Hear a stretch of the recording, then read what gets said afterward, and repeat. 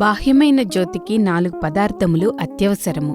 ఒకటి ప్రమిద, రెండవది నూనె, మూడవది వత్తి, నాలుగవది అగ్గిపెట్టి. ఈ నాలుగింటిలో ఏ ఒక్క పదార్థము లేకపోయినను జ్యోతి వెలిగించలేము. అదే విధముగనే అంతర్జ్యోతిని వెలిగించుటకు కూడాను 4 పదార్థములు అత్యవసరము.